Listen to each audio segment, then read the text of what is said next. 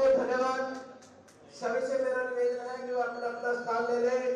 हमारे बीच में आज के हमारे मुख्य अतिथि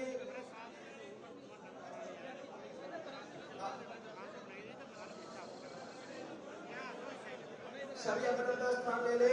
आज के हमारे मुख्य अतिथि आदरणीय उत्तराखंड के मुख्यमंत्री आदरणीय पुष्कर सिंह धामी जी हमारे बीच में पहुंचे हैं। उनके साथ मंच पर हमारे सांसद आदरणीय नवीन जिंदल जी, आदरणीय सतपाल जांबा जी हमारे बीच में पहुंचे हैं। उनका भी अभिनंदन और स्वागत है। और मैं स्वागत की कड़ी में निवेदन करूंगा हमारे गांव के सरपंच, फरन के सरपंच श्री साहब सिंह जी से और सीताराम राणा जी से कि वो आज के हमारे मुख्य अतिथि आदरणीय श्री पुष्कर सिंह धामी जी को सम्मान सूचक पगड़ी पहना करके उनका स्वागत करें, उनका अभिनंदन करें। और आप लोगों से निवेदन है कि जोरदार तालियों से उनका अभिनंदन और स्वागत करेंगे। भारत माता की, भारत माता की। और मैं निवेदन करूंगा इस मंडल के मंडल अध्यक्ष श्री विनोद बंसल जी से कि वो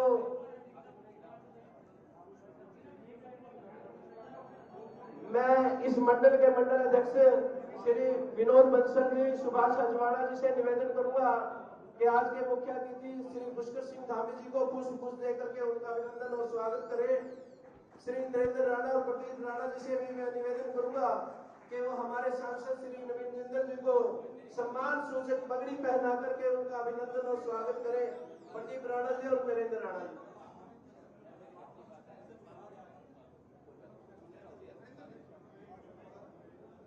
बहुत बहुत धन्यवाद। इसके बाद मैं सुरेश चौहान जी, मनोज राणा जी, काका राणा, विजेंद्र राणा, सुदेश राणा जी से भी निवेदन करूंगा कि वो भी आए। आदरणीय भाई सतपाल जांबा जी को भी पगड़ी पहना करके वो अभिनंदन और स्वागत करें।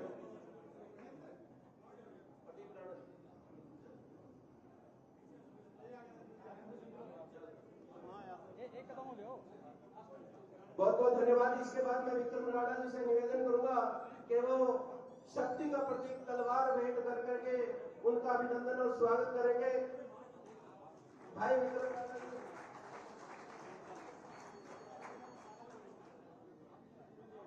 विक्रम राणा जी और हमारे गांव के बहुत ही सम्मानित साथी वो आज के हमारे मुख्य अतिथि श्री पुष्कर सिंह धामी जी को तलवार भेंट करके उनका अभिनंदन और स्वागत करेंगे।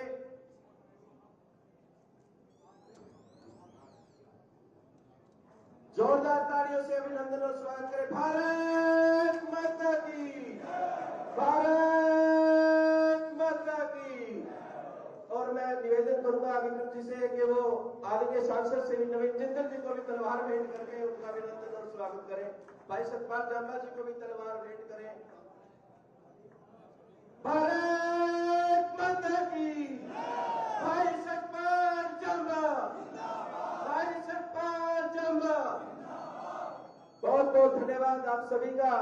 और मैं निवेदन करूंगा इस गांव के सरपंच भाई साहब सिंह जी से कि वो आए और हमारे बीच में आज हमारे मुख्य अतिथि व नेतागण पहुंचे हैं, उनका अपना स्वागत करें, अभिनंदन करें। भाई साहब सिंह राणा जी।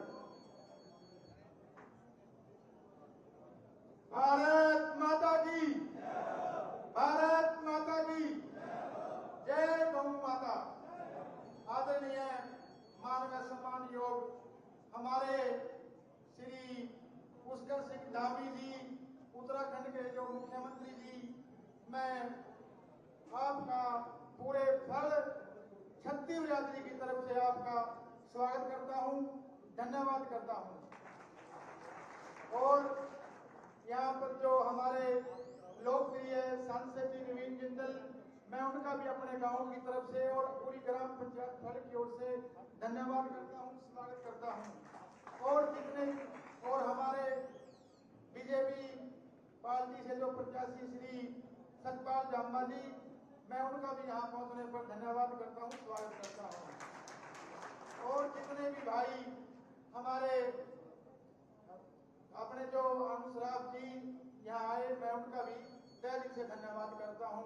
और जितने भी यहाँ मंच पर बैठे सबके मैं नाम नहीं जानता, जितने भी सम्मानित व्यक्ति यहाँ पर मंच बैठे सबका अभिनंदन स्वागत।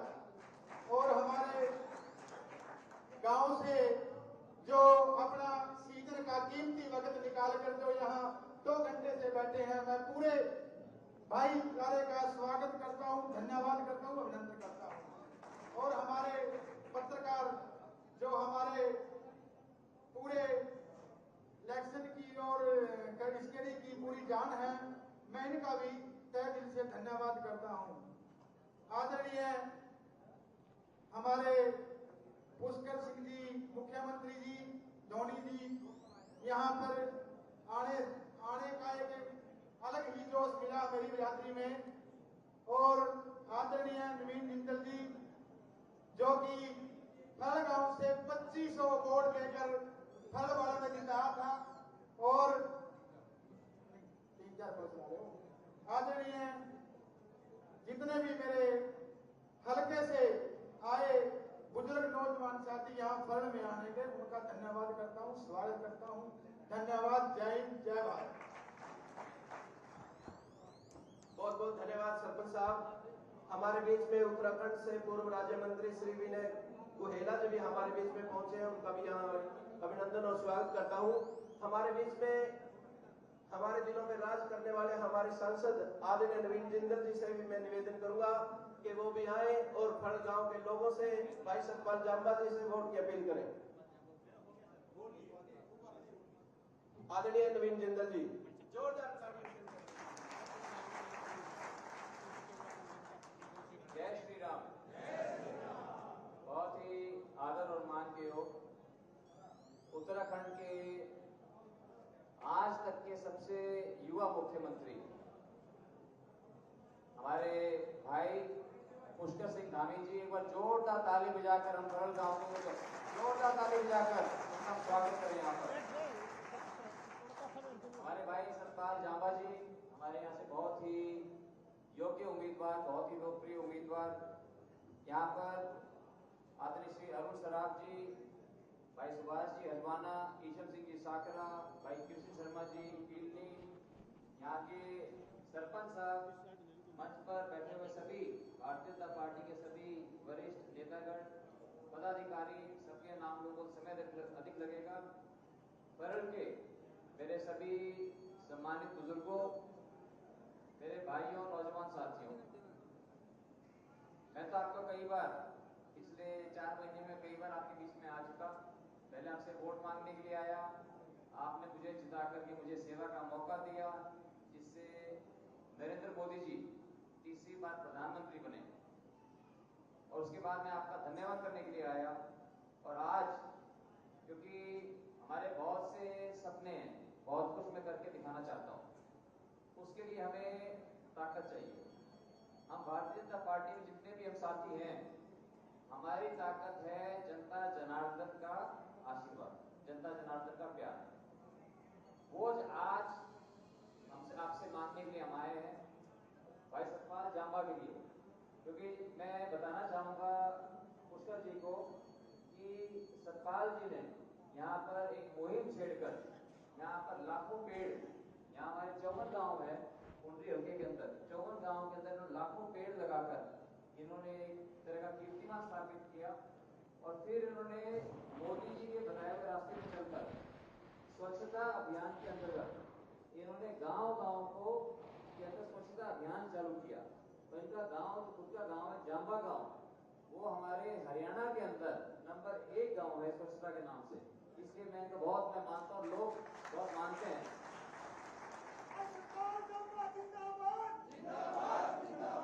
तो आज हमारे में अंदर एक नया जोश भरने के लिए, मैं तो आपके बीच में बोलता रहता हूँ, इसलिए मैं ज्यादा समय नहीं लेना चाहता। आज हमारे अंदर एक नया जोश भरने के लिए आज पुष्कर सिंह धामी जी हमारे बीच में आए हैं।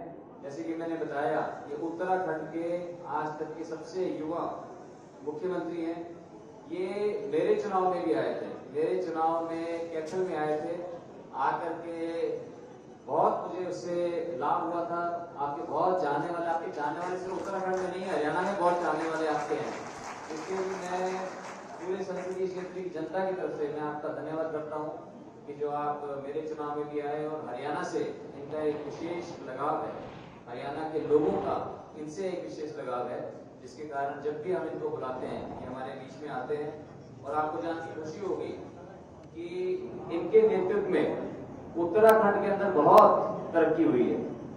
उत्तराखंड में जो विकास का मॉडल है वो काबिल तारीफ है और पूरे देश के अंदर उसको एक उत्तराखंड मॉडल, उसको एक जो है उसको इनके नाम से धामी मॉडल भी कहते हैं। तो वहाँ के इन्होंने युवाओं को बहुत प्रोत्साहित किया है। हमारे वहाँ बहुत धाम है, वहाँ पर धामों के अंदर इन्होंने बहुत काम किया है। केदारनाथ की कायाकल्प करने के अंदर पुष्कर धामी जी की बहुत बड़ी भूमिका है। पर जोरदार ताली जाकर के हम उनका धन्यवाद करें। और मैं समझता हूँ कि आज हमारे अंदर ये एक नया जोश भरेंगे, तो बिना किसी विलंब के मैंने आग्रह करूंगा कि आए और हमारे को अपना संदेश दें। हमारे बहुत ही आदर और मान के योग उत्तराखंड के यशस्वी मुख्यमंत्री पुष्कर सिंह धामी जी, मैं जोरदार ताली बजाकर उनका स्वागत करें।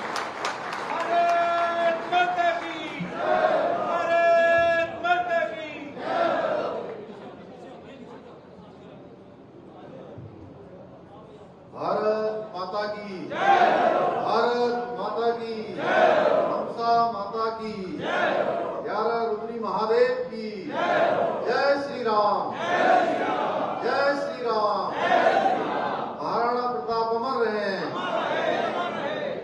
ये आवाज दिल्ली तक जाने की प्रधानमंत्री जी तक के आज हम लोग सब लोग यहाँ कुंडली विधानसभा में इकट्ठे हुए हैं और आप सबकी आवाज, मैं ऐसा मानता हूँ एक एक की आवाज 1000 के बराबर आनी चाहिए। आएगी? चलिए, महाराणा प्रताप अमर रहे, महाराणा प्रताप अमर रहे। हरियाणा विधानसभा के इस चुनाव में आप सबके बीच में कुंडली विधानसभा की इस सभा में मंच पर आसीन अभी आप सब लोगों ने इनका बहुत ही संक्षिप्त सारगर्भित उद्बोधन सुना। आप सबके अत्यंत ही प्रिय और आप सबके अत्यंत ही प्रिय और जिनको अभी लोकसभा चुनाव में आप सब ने आशीर्वाद देकर, अपना मत देकर, अपना समर्थन देकर लोकसभा का सदस्य यहाँ से निर्वाचित किया, भारत की संसद में भेजा। ऐसे हमारे बहुत ही अनुभवी नेता जिनका एक लंबा अनुभव है और एक लंबी सोच है और आपके क्षेत्र के लिए बहुत काम करना चाहते हैं। आदरणीय नवीन जिंदल जी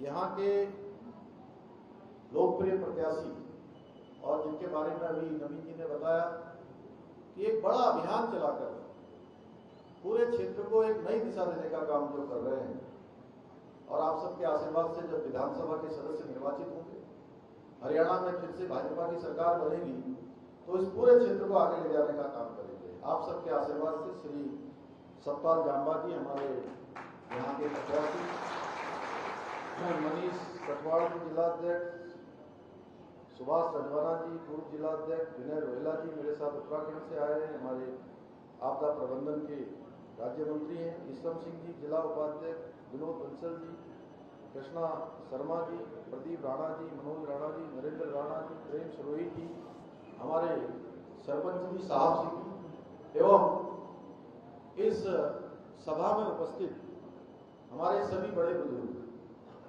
सभी उपस्थित हमारे नौजवान साथियों, मैं आप सबका देवभूमि उत्तराखंड के मुख्य सेवक के रूप में आप सबका स्वागत करता हूं, आप सबका अभिनंदन करता हूं। आपने मुझे पगड़ी पहनाकर मेरा स्वागत किया, मैं भी हृदय से आप सबका स्वागत करता हूं। मैं भगवान श्री हनुमान जी की जन्मभूमि कपिस्थली और कुंडली तीर्थ की इस दिव्य भूमि को भगवान बद्री विशाल की धरती से आकर, बाबा केदार की धरती से आकर, चारों धामों की धरती से आकर, आदि कैलाश की धरती से आकर, देवभूमि से आकर आप सबको और इस भूमि को बार बार प्रणाम करता हूं, बार बार प्रणाम करता हूं। आप सबके बीच में मैं आज, आप सब जानते हैं, चुनाव के बीच में आप सबका समर्थन मांगने के लिए आया हूँ, आप सबका आशीर्वाद लेने के लिए आया हूँ।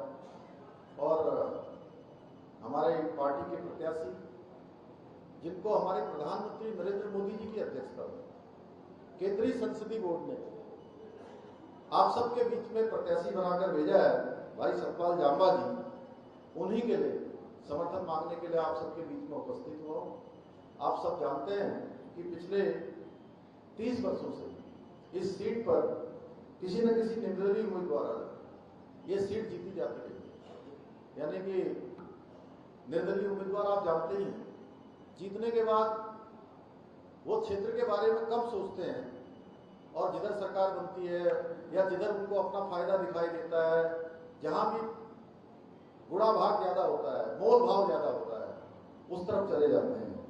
इसलिए मैं आपसे इनके लिए समर्थन मांगने आया हूं कि 5 तारीख को आप इनके चुनाव निशान कमल के फूल पर आप वोट देकर इनको विजयी बनाएंगे, विधानसभा का सदस्य बनाएंगे और आपका दिया हुआ एक एक वोट इस पूरे क्षेत्र को समृद्धि की ओर ले जाएगा, प्रगति की ओर ले जाएगा, उन्नति की ओर ले जाएगा और पूरे हरियाणा को डबल इंजन की शक्ति के साथ आगे बढ़ाने का काम करेगा। हम सभी जानते हैं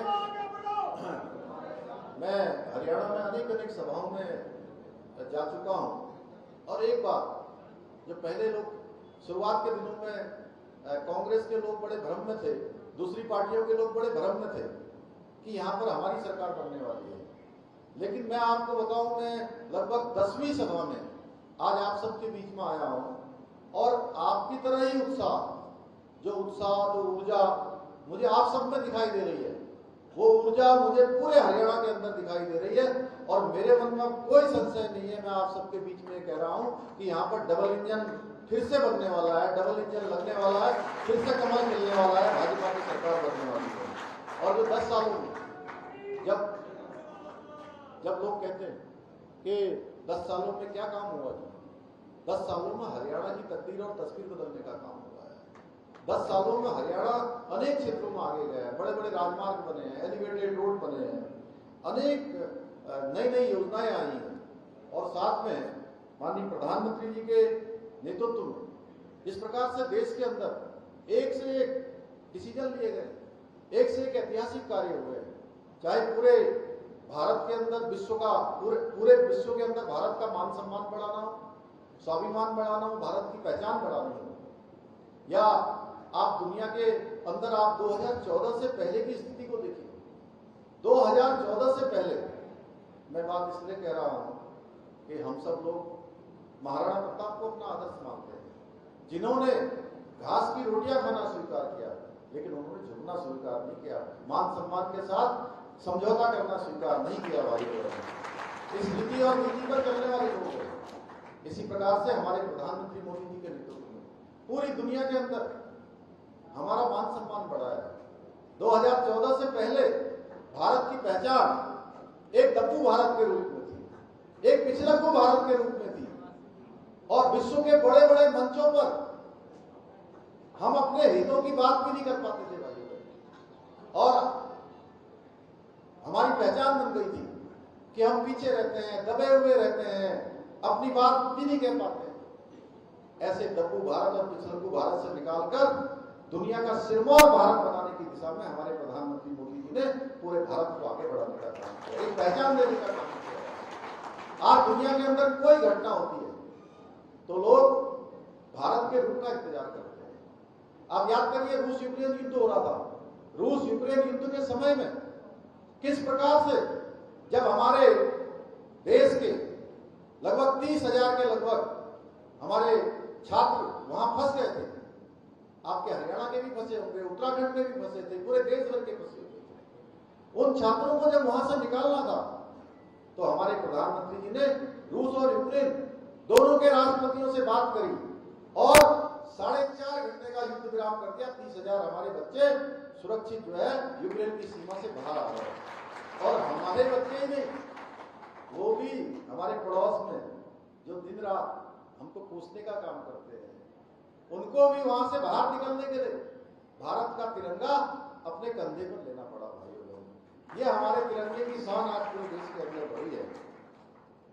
अब मैं हरियाणा की बात करूं, जब लोग कहते हैं क्या काम हुआ, तो हरियाणा में देखिए अनेक जन कल्याणकारी योजनाओं के माध्यम से हर एक व्यक्ति के जीवन को आगे बढ़ाने का काम हुआ है। 10 वर्षों में विश्व स्तरीय यहाँ पर हाईवे बने हैं, एक्सप्रेस वे बने हैं, ग्रामीण क्षेत्रों तक सड़कों का निर्माण हुआ है। आपके यहाँ भी कैथल राजस्थान परियोजना को मंजूरी प्रदान की गई है। कैथल हिसार अंबाला कैथल हाईवे का चौड़ीकरण का कार्य भी आगे प्रस्तावित है, जिससे आवागमन आसान होगा, रफ्तार तेज होगी। आदरणीय प्रधानमंत्री जी ने यहाँ रेल का बजट 10 गुना बढ़ाया है। कहा 300 करोड़ होता था और इस 300 करोड़ को बढ़ाकर भाजपा और यहाँ की डबल इंजन की सरकार और प्रधानमंत्री मोदी जी ने मिलकर इसको 3,000 करोड़ रुपया किया गया है। आप खुद सोचिए कितनी वृद्धि है। रेलवे का नेटवर्क बढ़ा है, एलिवेटेड रेलवे स्टेशन कैथल में राज्य का पहला उसकी मंजूरी दी जा चुकी है, जिससे यहाँ पर पर्यटन को बढ़ावा मिलेगा, यात्रियों को बेहतर सुविधाएं मिलेंगी। इसके साथ ही करनाल से यमुनानगर, फर्रुखाबाद से झज्जर के बीच नई रेल लाइन बिछाने का कार्य भी प्रस्तावित है, जो प्रदेश की रेलवे कनेक्टिविटी को और सशक्त बनाने का काम करेगा। भाइयों बहनों, इंफ्रास्ट्रक्चर बढ़ा है, अनेक नए नए काम यहाँ पर हुए हैं। इसके साथ साथ गरीब कल्याण के लिए निरंतरता से काम किया है। और प्रधानमंत्री जी की तो आप जानते हैं कितनी योजनाएं, जनधन योजना, गरीब कल्याण अन्न योजना, प्रधानमंत्री आवास योजना, किसान समृद्धि योजना, कन्या सुकृति योजना, बेटी बचाओ बेटी पढ़ाओ अभियान आपके ही राज्य से शुरू किया गया। उससे हरियाणा की जो एक पहले पहचान थी कि हरियाणा ऐसे राज्य के रूप में पहचान होती थी कि जहां अपराध होते हैं, महिलाओं को उत्पीड़न होता है, बेटियों को भ्रूण हत्या की जाती है, उससे निकालने का काम आज यह अनुपात 900 तक पहुंच गया है। शिक्षा के क्षेत्र में, स्वास्थ्य के क्षेत्र में अनेक काम हुए, नए नए मेडिकल कॉलेज, IIT, एम्स जैसे अनेक संस्थान खुले हैं। यहाँ कैथल में भी 950 करोड़ रुपए की लागत से भगवान परशुराम राजकीय मेडिकल कॉलेज का शिलान्यास आप ही के यहाँ किया जा चुका है। निश्चित रूप से आप सोचिए कि घर के पास में जब मेडिकल कॉलेज होगा तो कितना आसान आप सब लोगों के लिए होगा। यहाँ के जरूरतमंद लोगों को स्वास्थ्य की सुविधाएं कितनी आसानी से मिलेंगी।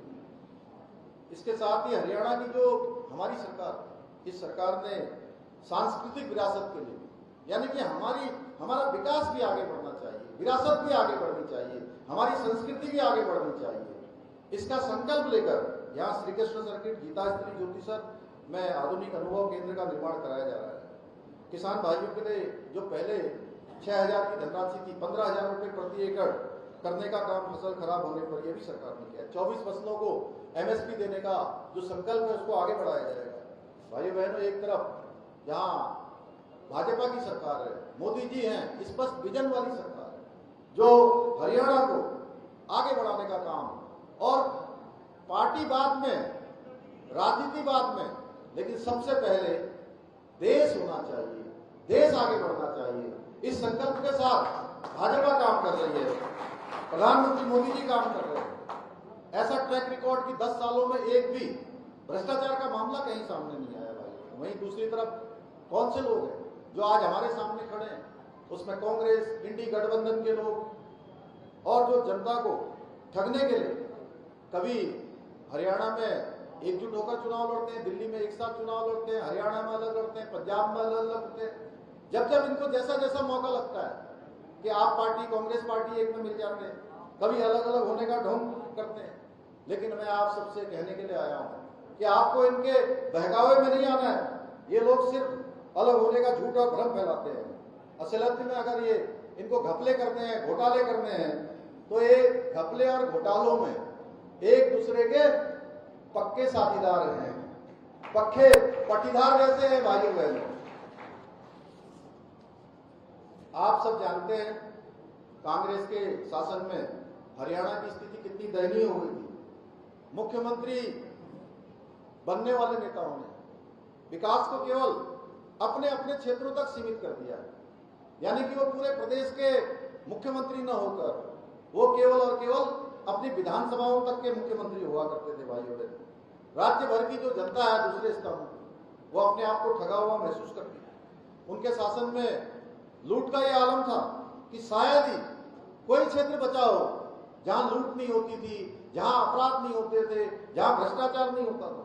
और युवाओं के बारे में तो क्योंकि मैं लंबे समय तक मैंने छात्र राजनीति में भी काम किया है, मैं लखनऊ विश्वविद्यालय में मैंने पढ़ाई के दौरान वहां भी छात्रों के बीच में किया है, उत्तराखंड के अंदर भी किया है।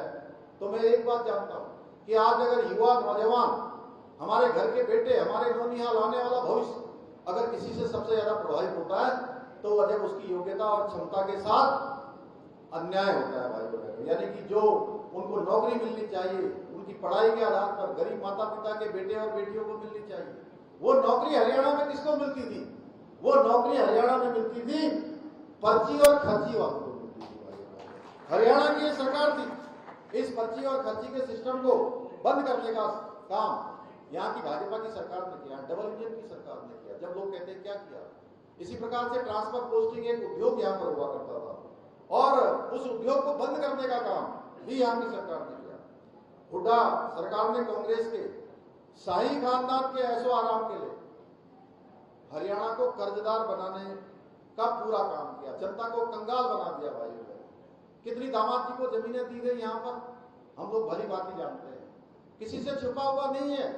जब नौकरियों के लिए जमीनें ले ली जाती थी, गरीब लोगों की जमीनें एकदम से उनका जो है सीधे जब्त कर लिया जाता था। ये लोग सत्ता और अपने राजनीतिक लाभ के लिए देश को भी नीलाम कर सकते हैं। आप सब देख रहे होंगे अभी जम्मू कश्मीर का भी चुनाव चल रहा है। मैं नवीन जी अभी जम्मू कश्मीर के अंदर मैं गया था सतपाल, और मैंने देखा है वहां के लोगों में एक उत्साह है क्योंकि वहां अमन और शांति और चैन कानून का राज स्थापित हुआ है। धारा 370 समाप्त हुई है। और कांग्रेस के लोग क्या कहते हैं जानते हैं?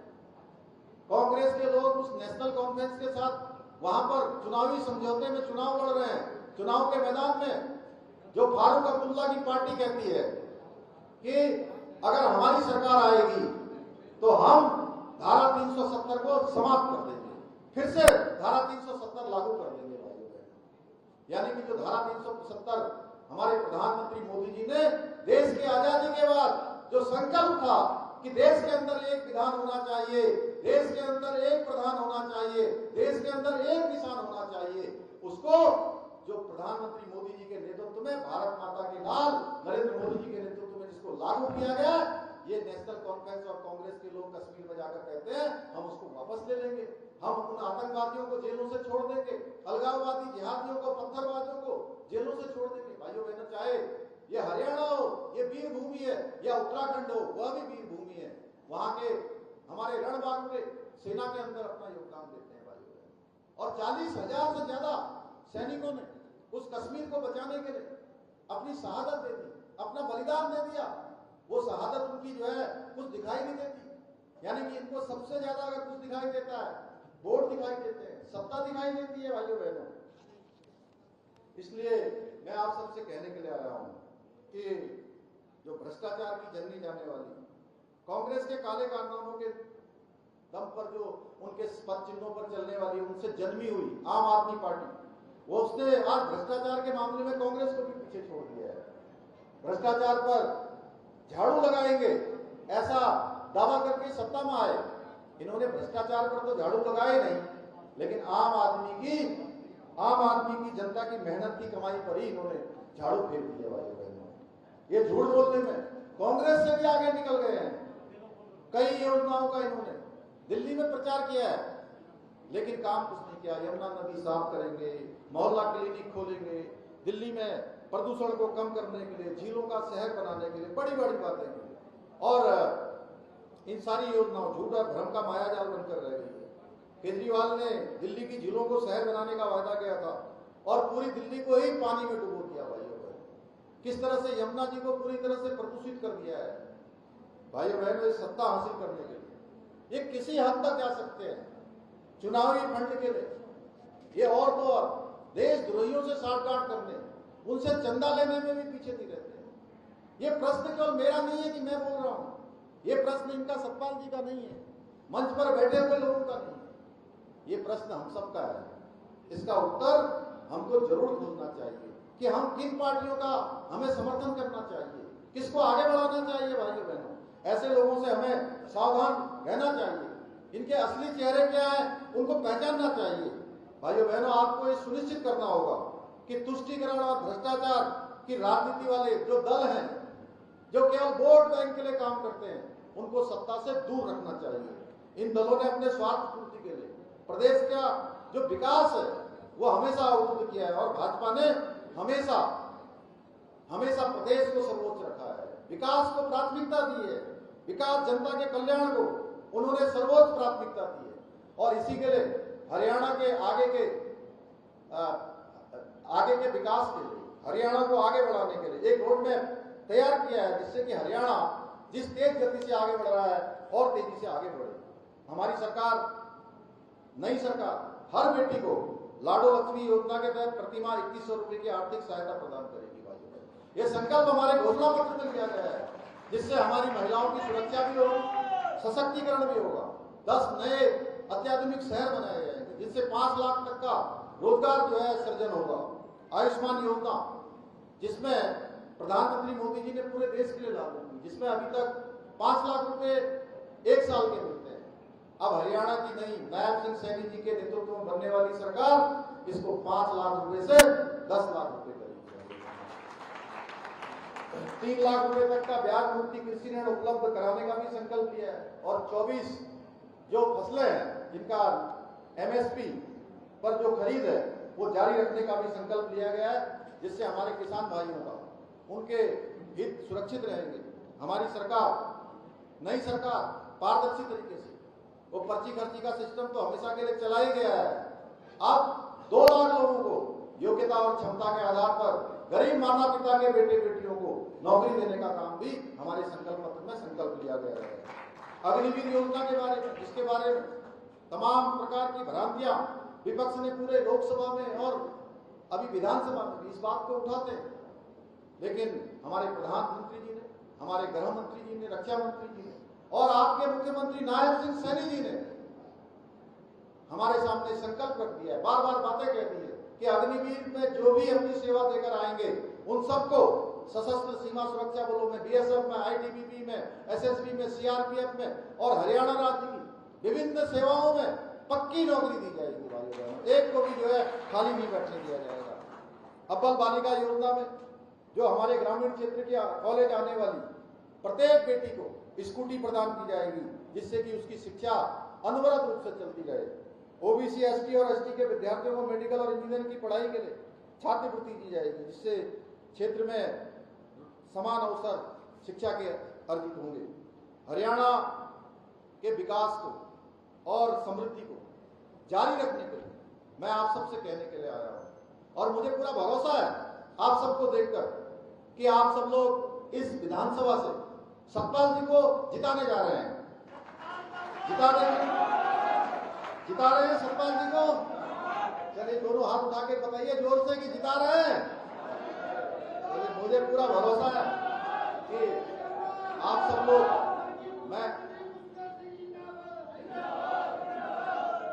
मैं आप सबसे कहने आया हूं कि आप अपना वोट तो देंगे ही, इसमें कोई संशय नहीं है। नवीन जी आपको भी दिया है और अभी अभी आपको दिया है, तो इतनी जल्दी अभी कैसे दूर जाएंगे? अभी तो अब तो गठबंधन और मजबूत हुआ है, क्योंकि आप भी इनके पास आ गए हैं और बहुत करीब आ गए हैं और मिलकर यहाँ पर आपने सांसद अपना बना दिया है।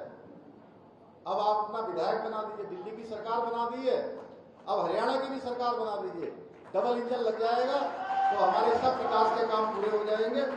और इसके लिए जरूरी है कि अपने वोट के साथ साथ आज से, अब चूंकि 5 तारीख आने में केवल 5 ही दिन रह गए हैं, आज के बाद 5वें दिन मतदान हो जाएगा।